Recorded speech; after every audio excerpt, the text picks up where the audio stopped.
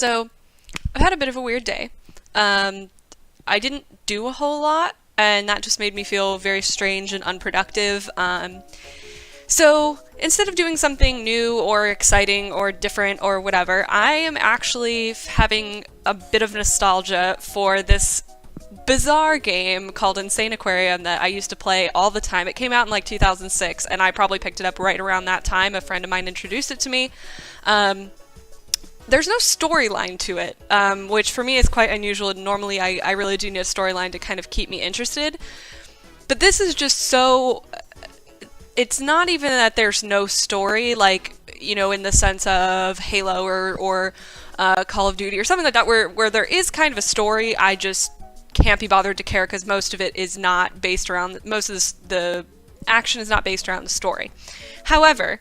This particular game just doesn't have a plot. There's nothing happening. Well, I'll show you what happens, what you do, what this is. But I hope you guys don't mind me indulging this little nostalgia trip here. So I did put my name in, although that is the only thing I've done just because I did want to get this set up properly so that everything is recorded and displayed the way I want it to be, and that the sound is okay. I did have to do a little bit of testing with that to make sure that this was okay. I guess if there is a plot, the closest thing to a plot would be you follow through the quote-unquote adventure, completing different levels that are effectively like an aquarium, but it's not just an aquarium. So instead of trying to describe this whole thing, I'm gonna just click start. This is kind of the mechanics of the game. You click to drop fish food. You get little fish that eat it. You click to shoot more or less at these aliens, alien fish things, and the goal is to get all of these pieces, advance to the next level, and you get a pet, which you'll kind of see what that is, but that is the progress. That's how you move to the next step. So every time you will start out with 2 of the main fish. You can feed them. If they turn green, that means that they are gonna die. So I don't want that to happen. They're going hungry. And you'll notice I start with money as well. So basically it starts off with just waiting for the fish to get hungry. And then once they do get hungry and they grow to this size, they can give you coins. And you have to collect the coins so that you can continue to afford fish and fish food. So the further mechanic of the game here is you can buy... The progress, right, comes down to you have to... This last little socket here that will unlock in a little bit, you have to get to that socket, and that will allow you to purchase pieces of the egg. And you get 3 pieces, you are able to progress. Now, the fish, they will keep growing. They actually grow to one more size bigger than this. And they will give better coins that give me more money. So I'm gonna buy a guppy. They do cost money. Everything costs money. Capitalism at its finest. And you kind of just... It seems like this is it, right? This is kind of where you start. It's just a little normal looking aquarium. You feed your fish. See, now I can buy an egg piece. And I could keep buying egg pieces. And this one's really convenient because I'm actually pretty much there. So there's nothing really interesting in that round, which is probably for the best. So Stinky the snail, this is the first of, I think there are 25 or so pets. Convenient little guy, hangs out at the bottom, and he will collect any coins that I may have missed. So I don't have to worry as much about clicking. If there's a coin that falls, I can get it. And it says, on this level, you will meet your first alien opponent. So this is kind of where things get a little less typical aquarium style. And so I have enough, I can buy another guppy, which I'm going to go ahead and do, because the trick here being the more fish you have, the faster you get this. And this was a game that, honestly, I used to play this. Okay, so a vicious alien is about to enter your tank. Defeat it with your laser weapon by clicking on it. So it's really just, you click. Unfortunately, there's not a whole lot that you can do about this, aside from click. And if you click in the right direction, you can kind of corner him, and you get a diamond if you defeat him. It's just rapid clicking. So you'll see the snail. I'll let the next one drop properly. I'll let the next, yeah, there we go. So I'll let that coin drop, and you'll see the snail will collect it for me, which is really nice. Saves me having to do anything. And you kind of start off with this very slow, because it's teaching you the game, you know, as it is, teaches you the game and how to play everything. What you really want to be able to do is get to the point where you can upgrade the food quality, because the faster you can upgrade the food quality and the quantity, oops. See, I'm not paying attention. I'm talking and I'm not paying attention. The faster you can upgrade that stuff, the longer your fish will stay satisfied, and the faster they grow as well. The quality and quantity obviously means you can put more on the screen, but this is going to be a pretty quick level as well because I only need like 500, so I'll just pop in a couple more fish, shoot the alien's head to push it down, shoot its tail to deflect it up. Basically you can click to kind of control where the alien goes, because the thing is you don't want it to eat your fish, obviously, because then you have to buy more fish, and if you lose all your fish, you lose the level. You have to start over, which is a pain in the ass. So I'm going to, oh, I can't do that. Alright, feed all my fish, and then try and keep him isolated in the corner. And they're really easy to start. It's really just, you know, because I played this game so much, I'm so used to it, that it kind of just isn't even a challenge anymore. For these, you know, first few guys, it's pretty basic, pretty easy. I don't know why I keep trying to do that when I have no money for it. This music is so nostalgic as well. Like, this literally used to be, I would play this so often as a kid that it was just ingrained in my head. I would hear this in my sleep.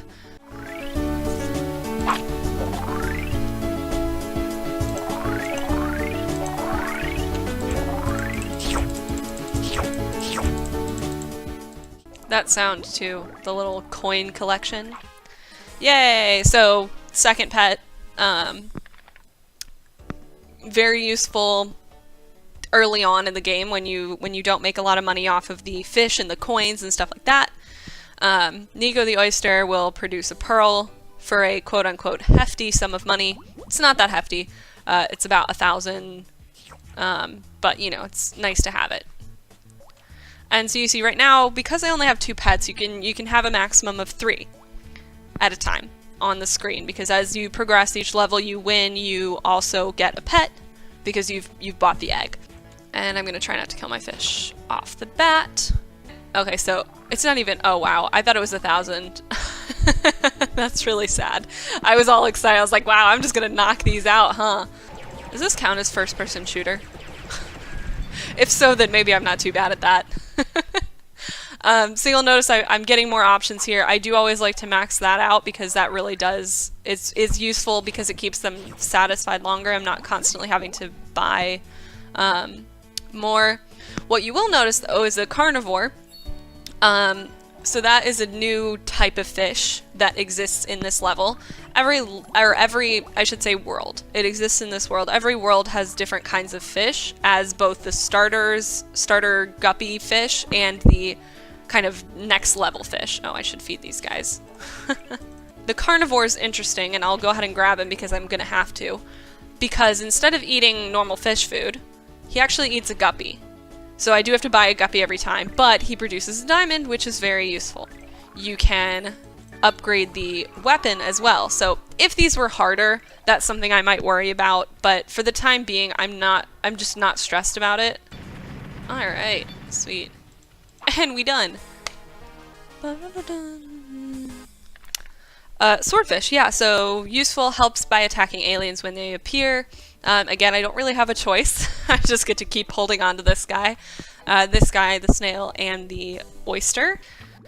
So I will have all 3 of these lovely dudes here hanging out with me for this level.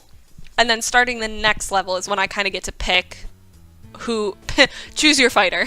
That's basically what I get to do, is pick who I want in my tank with me. Okay, so we got a new guy. He's slightly harder. That's, you know, things progress, right? I was in middle school when this game came out, and I remember my friend found this game or had this game or whatever, and she showed it to me, and I was just enamored with it. I don't know what it is about this game that's so appealing, because like really there's not anything to this game. It's just, you know, you click and then you click. There's no, you know, there's no button pushing. It's just point and click. And yet somehow this is still like an entertaining game.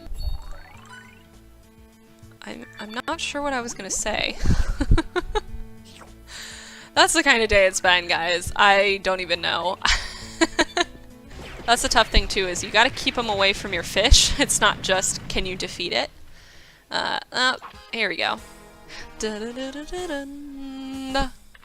Yes, the mama fish. So she will just basically pop out a guppy every so often, as it says. And she is useful. So this is kind of where you get to pick which fish you get. And usually I pick these guys because the swordfish doesn't help all that much, honestly. Yeah, this is where that ability to do a few of these kind of comes in handy.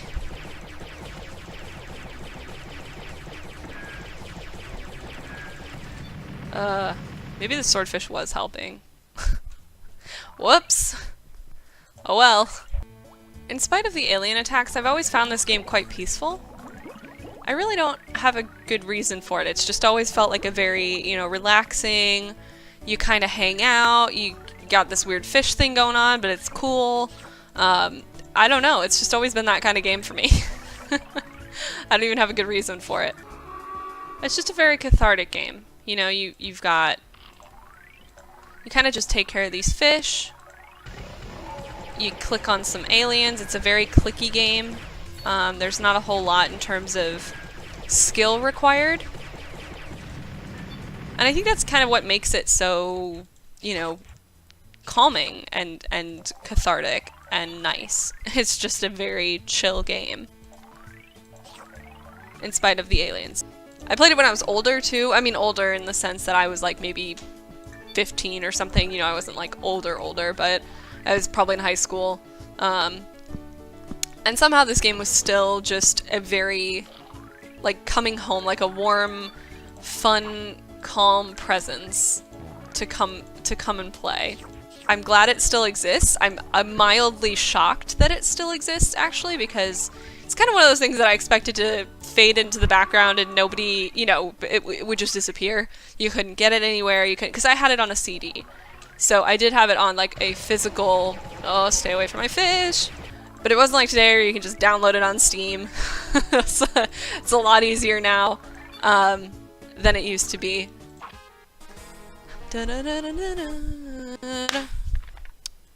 Oh yeah, so this one's actually quite nice. It will spit out pellets, the food pellets.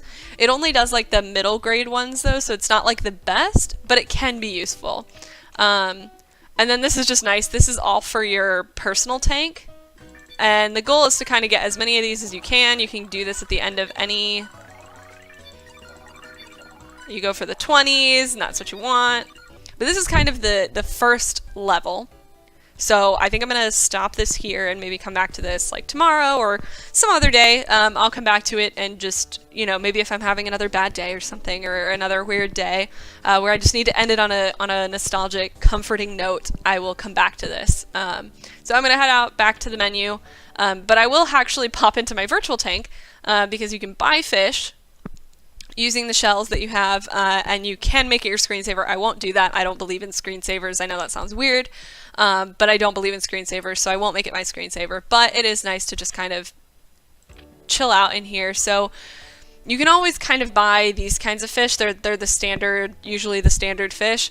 And then they have all of the fun fish with fun colors. You can buy a cool background. I used to try really hard and because these refresh every day, I would reset my computer to the next day. Like, and this wasn't my computer, so I should say, this wasn't my personal computer. This was my family computer. I was in middle school. I didn't own a laptop or anything yet.